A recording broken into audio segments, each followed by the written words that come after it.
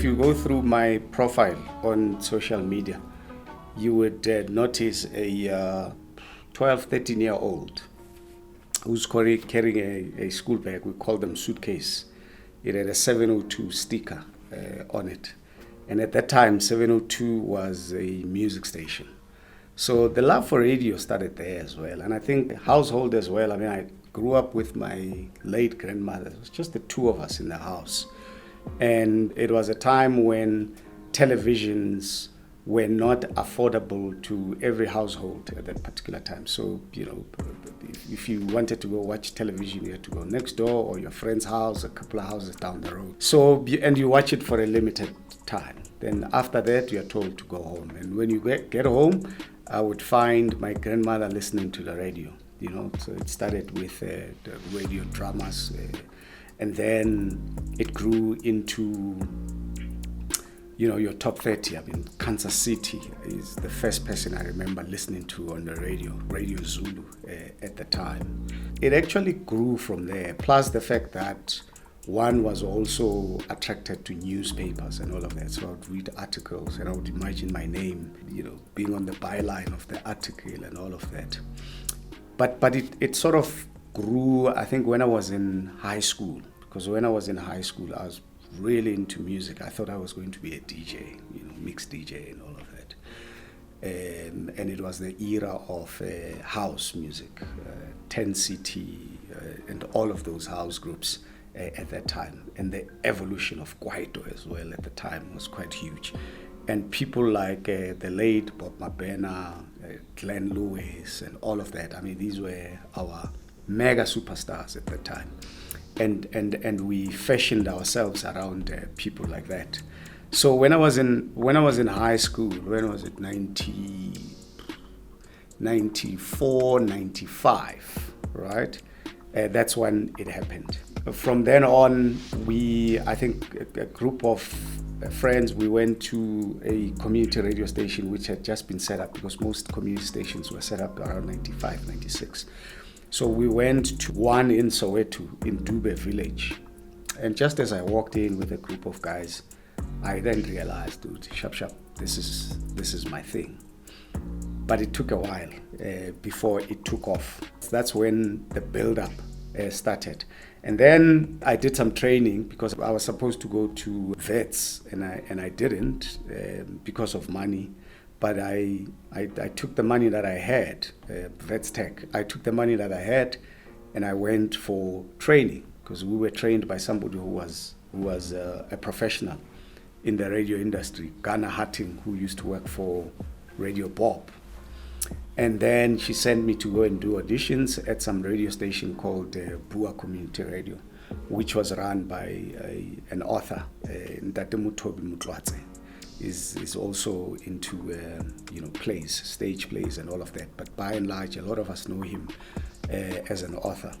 And did an interview there, and also did auditions, and it went well.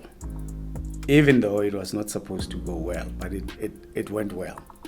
And then from there, I think it was about 6 to 8 months into it, and I was listening to this one radio station. It was called The Voice of Soweto. And I hear this guy on air, Pet Cash. I'm like, whoa, this is me right there, And then, and as time went on, I had another guy, Bondontuli. I think he later on went to YFM. They called him Big Black there. Big voice on breakfast. And then there were others as well, your Penny Libianes and all of that. And there was an audition. I auditioned. To cut a very long story short, I got the gig. But I started off as a music show presenter, late evenings. I also had a sports show on Fridays between 6 and 8, if not 6 to 7. But my heart was in the newsroom. So I then ventured into the newsroom, because I found that very attractive. I ventured into the newsroom, And then as one was trying to make a name for himself, an opportunity came up, and that opportunity was to go and do a bit of a course in Germany, in Cologne. I was chosen to go and do it. I went. When I came back, the introduction of commercial radio stations was kicking in, and most of my colleagues opted for YFM for obvious reasons, because I mean it was a big brand at the time. But I didn't. I went to Classic FM, which played classic music. But what attracted me to Classic FM was that their newsroom was packed with professionals, people who were reading news on television, people who had a big track record in journalism as well. And I thought, you know what, this is my path. Maybe this is where I should go. Podcast obviously is a new thing. Naturally as people, we don't want to miss out on new opportunities, particularly if our proximity to those opportunities is something that is a reality. Plus the fact that, as a radio person, I have always done shows that are longer in terms of scope and interviews. But when you do a drive time show, you are limited to a maximum of about 10 minutes to deal with some of the issues that you want to deal with. So I thought maybe let me do a podcast and focus on doing these long interviews that I miss so much. But then again, I looked at the landscape and I thought to myself, but what is it that really I'm going to do that is different from what everyone else is doing? And I stopped it for a while because it's something that I've been thinking about for the last year and a half. But I've been postponing it because I didn't want to do it for the sake of doing it. I wanted to do something that will have its own position in that particular area.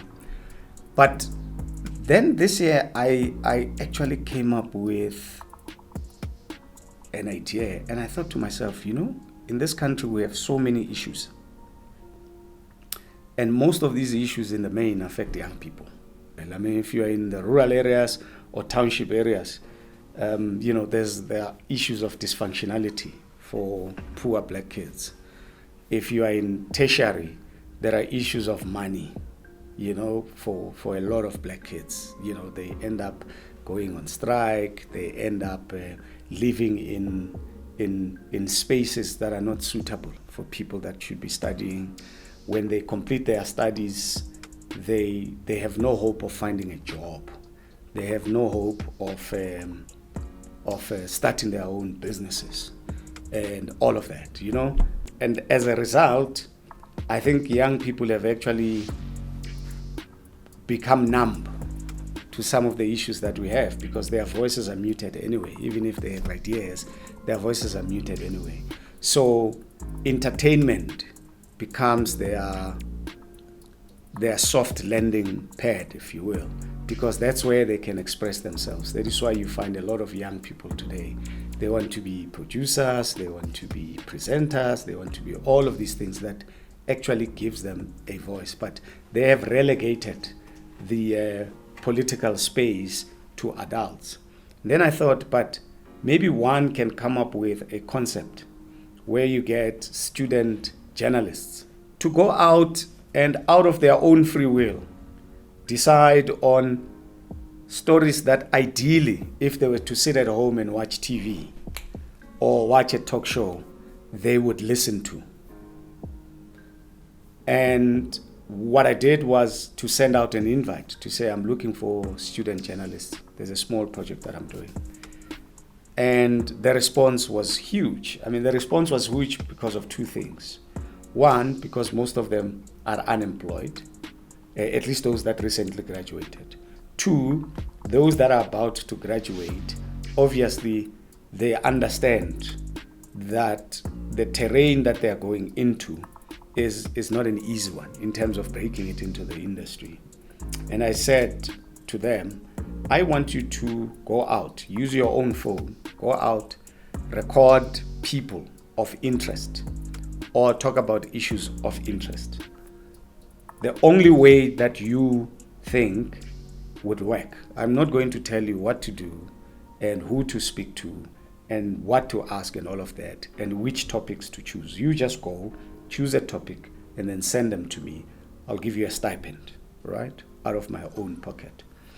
And you would not believe the type of ideas that came through. And I thought to myself, maybe this is one way of launching these kids, right?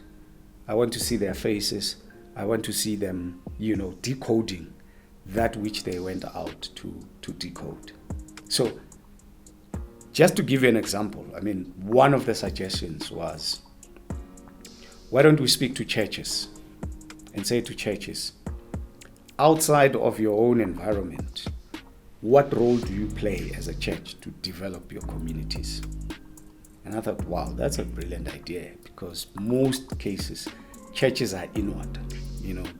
They focus on activities within their own church without really reaching out, whether it's the youth part of the church. They don't go out and do outreach in the traditional way that we know churches had been doing in the past. In the past, you'd have a mfundisi in a location that when he's told that a particular person is sick, they will go knock on their door and pray for that person. All right? So we don't have that today. So that's just one of the ideas that came through. Another one was from a youngster who says, I want to go into taverns and speak to tavern owners, and say, why do you have such a lackluster attitude towards preventing young people from entering your premises?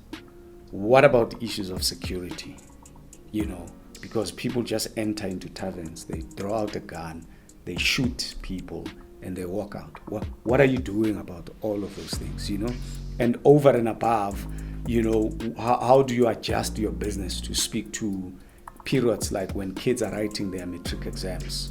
At what point do you say, maybe in the next 2 weeks, I should stop a bit and allow these kids to write their exams in our location? So that's what we are trying to do with it. But on the other hand, I'm also trying to do that which I enjoy and I'm comfortable with. So I will also do my one-on-one interviews, but I want to use this platform to juxtapose the two. One is just to give them a platform to experiment, to give them advice, to guide them, because I've been doing this for more than 20 years, to guide them as well as they do it. But I also want them to express themselves, to say to society, as young people in this country, these are our issues, and we are going to decode them ourselves without waiting for some journalist who works for some mainstream platform to tell a story about us in the absence of us. My daughter here was telling me that I've got a split personality. When I'm on radio, I'm lively, I laugh, I but when I'm home, it's, because, raising teenagers is not easy. Sometimes you have to put your foot down and stick to what has got to be done. So I'm a father at home, and I infuse my fatherhood with a bit of strictness, particularly when it comes to school issues, because we pay a lot of money for these kids to be in private schools. Apart from other things, as a father, you worry about your kids because you want your kids to succeed, And when they take a detour at some point, then you stiffen up, because you also want to send a message to say this is serious. But I try as well to be a father that is a father. I want my kids to miss me as well. I don't want to drive into my garage and my kids go like, oh God, here's this guy, he's coming. I don't want that attitude. I want a hello, how are you, how was your day, which is what we have. On radio, I am a mixture of different things. I grew up in the townships. You can't take that away from me. I grew up in Soweto. I worked with a lot of people that went to former Model C schools, right? And I mean, I had been to a township school. You could distinguish between us and them, so to speak, because they were more into basketball. The dress code was different. You know, the lingo was different. You know, they were into hip hop. And I was learning to assimilate into that because these are people that I spend a lot of time with. And there's a chap that we used to work with, Bafana Kumalo. He's a script writer now for dramas on television. And he said, "When are you? You know, you are different from these other types, you know, because I can tell you grew up in the township and your mannerisms are," and that name stuck. That is why even today, people still call me Jovicho on radio. But I realize that it is who I am. But I always try to also infuse that with intellect as well, because I grew up reading books. And even now, it's a habit. I still insist with my kids to do it as well, because there is really knowledge in books, you know. You may not remember it, but there are times when it just pops up and you remember, I once read about this, and you know what I mean? So that comes out in my radio, and sometimes people think I'm this smart guy, and it's not. It is because I have stolen from smart people who decided to write books. But I'm also a fun guy, you know? I'm also a fun guy. I enjoy a good laugh, and that also is something that I also try and infuse in my line of work. So by and large, I mean, you know, I'm just a guy who grew up in the township, a guy that was lucky enough to be in the industry and for this long. And I've never been unemployed in my life. You know, I was telling my wife that if I were to be unemployed tomorrow, I would not be angry with God, because God made sure that I was employed in the industry from when I was 20 up until today. No gap in between. You know, just no gap in between type of a thing. So, and I'm grateful. I mean, I thank God for it every day. It's not something that I take for granted. It's something that I always say to God, thank you so much. It's a blessing. And if you can put a cherry on top as we go along so that I make more money, so be it. But, you know, I'm content with what you've provided me as a platform. So I just think that sums it up. You know, I'm just a normal guy, you know, who's doing his best, who's not taking life for granted. You know, a guy who tries to do things the way they're supposed to be done, by and large. A guy who takes risks that are necessary risks. You know, it's like in gambling. They always say use the money that you don't want to lose. But some people, you know, gambling to them is taking a risk, because if you don't take a big risk, you won't win big. But I'm on the lower category of saying, if I were to be a person that enjoys gambling, I'll definitely use money that I won't need, so that I don't risk my livelihood type of a thing. So yeah, I just hope that sums up, you know, the type of person that I am. Radio will never die, not now. Future of radio is talk radio, believe it or not. I think talk radio is going to outpace music radio. That's just my humble opinion. Because there are so many platforms that allow people to listen to whatever song they want to listen to at any time, right?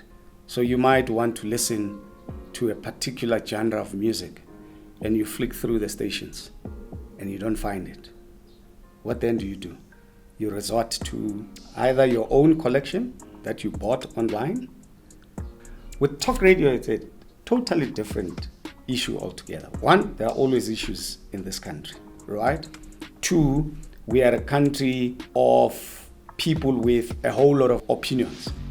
And if there is one thing about an opinion, if you feel strongly about it, mostly you want to test it against other opinions or against, you know, alternative views.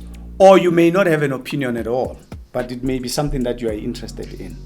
You may want to, in most cases, people like that would switch on the radio and say, let me hear what people think about this particular topic. So the talk radio element of it brings with it unavailable platforms for views on serious issues that affect you. Radio today, in the past, we used to listen to top 30 shows. They were very popular because they were playing the most recent top 30 songs. And it was a standardized period, right? But today you can listen to those songs anytime, anywhere, and create your own playlist. So I think the future of radio is there, but it is by and large predicated on the potential that talk radio carries. With podcasts, I think they might just affect mainstream television, because already people are moving away from mainstream television to platforms like Netflix, because there they can choose whatever they want to watch at any particular time, anywhere where they are. And from a costing point of view, I mean, it's cheaper for a lot of people. More and more people, particularly young people, are resorting to gadgets to watch shows, different television shows. I was watching a very fascinating interview on Black Coffee. They were interviewing Black Coffee. And Black Coffee was talking about his life, how he got injured and how that, different things that are very emotional, because that's what podcasts do. Podcasts bring out the language that is not acceptable mainly on television. It brings out the emotions that you would not expect I think McGee does that very well, in terms of asking questions that are considered non-mainstream, in a language that is also quite aggressive as well, So I think from that, I'll be worried. Multi-choice is also straying into that aspect as well, of taking away television from the screens, but to other gadgets as well. So I think that's where podcasts will make a dent. But as for radio, particularly talk radio, there is no death there. I mean, I could do it until I'm 50, or 60, 70, for that matter. And I think in the next 50 years, when my daughter turns 25, I think she'll be listening to talk radio on her way to work.